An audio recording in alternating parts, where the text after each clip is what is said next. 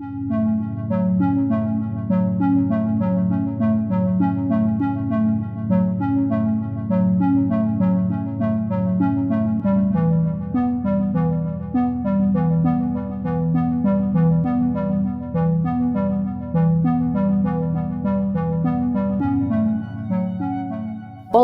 Hoje nós vamos falar sobre a prevenção à pneumonia associada à ventilação mecânica, mais conhecida como PAV.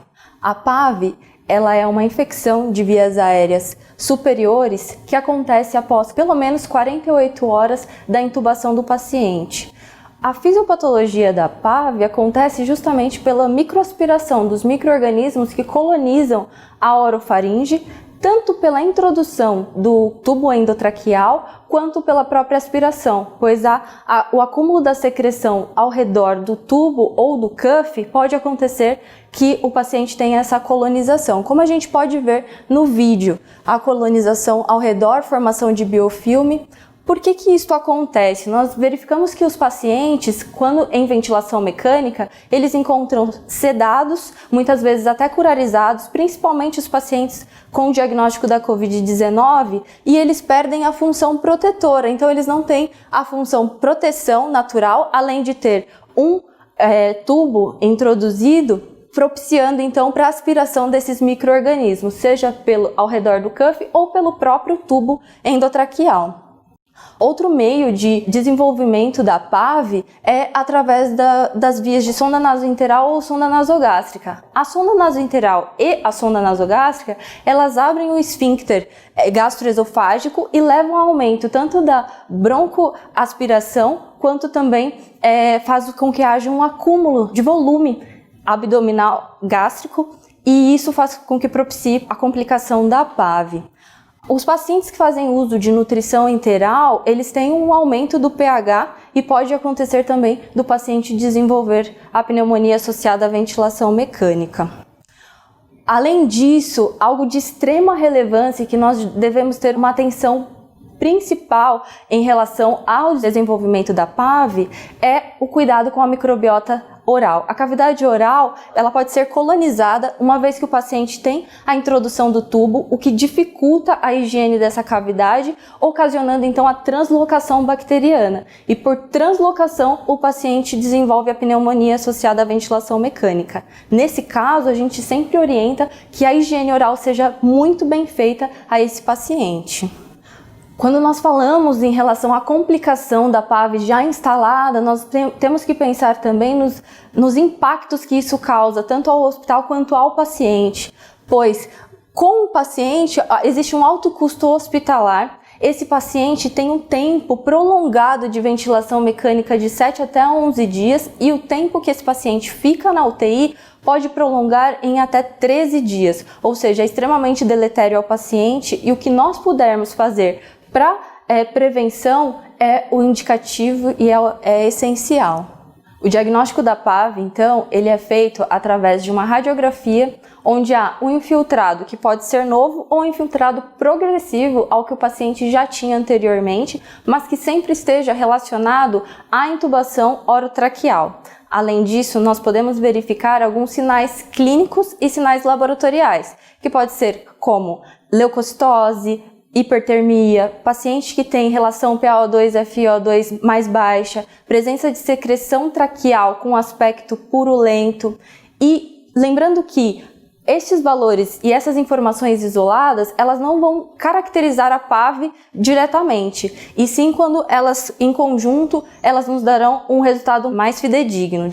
Nesse caso, nós lançamos mão de um algoritmo chamado CIPS. O CIPS, ele avalia exatamente isso. Como nós podemos ver nesse quadro, ele verifica através de pontuações a temperatura, leucometria sanguínea, secreção traqueal, o índice de oxigenação, a presença de infiltrado ou não na radiografia do tórax e a cultura desse aspirado traqueal.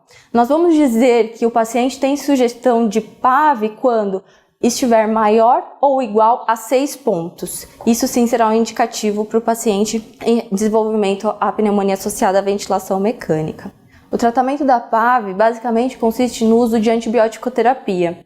Neste caso, o uso do antibiótico empírico é clinicamente difícil, então a orientação é que sempre seja discutido com o comitê de infecção do próprio hospital. E sempre avaliar os danos relacionados a esse antibiótico, porque a utilização do antibiótico de forma supérflua pode acarretar tanto a resistência antimicrobiana, quanto a presença de Clostridium difficile e também efeitos adversos a esses antibióticos. Para então evitar todos esses tipos de complicações, nós orientamos que seja feito um bundle de prevenção, ou seja, um conjunto de ações para a prevenção da pneumonia associada à ventilação mecânica. E é primordial que nós iniciemos com a higiene das mãos em todos os momentos e a utilização dos EPIs, para evitar realmente o risco de contaminação. Além disso, algo específico que nós podemos utilizar é a manutenção do decúbito elevado, então de 30 a 45 graus, pois ele previne tanto a broncoaspiração, melhora o volume corrente desse paciente e também previne a PAV. A realização do despertar diário ela é de intensa relevância, porque todas as vezes que nós avaliamos o paciente, nós temos uma avaliação diária para verificar se ele está pronto para a extubação precoce. A única coisa que nós devemos estar bem atentos é a autoextubação, porque quando nós reduzimos a sedação desse paciente, nós devemos estar atentos se esse paciente está com a contenção química ou a contenção mecânica adequada.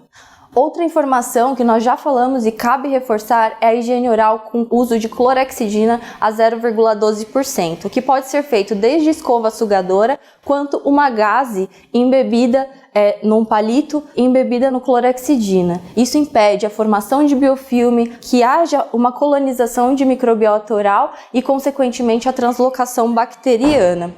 Além disso, nós devemos fazer a manutenção da pressão do cuff para impedir que haja microaspiração dessas secreções subglóticas para o trato respiratório inferior. E com isso, nós devemos sempre pensar também em manter o cuff entre 20 e 30 centímetros de água para evitar a traqueomalácia a esse paciente.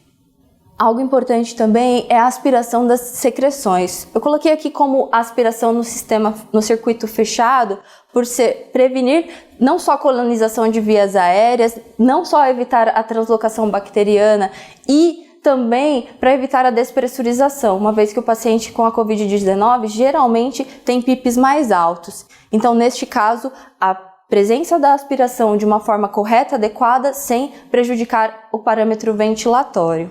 Outra coisa importantíssima é em relação à manutenção dos circuitos do ventilador e do filtro. O filtro deve ser trocado todas as vezes que houver a necessidade por estar com umidade ou presença de sujidade, além de ser trocado conforme a periodicidade do próprio fabricante. Além disso, nós devemos sempre olhar se o circuito não está cheio de água ou então com presença de sujidade visível, que também é um momento para a troca desse circuito.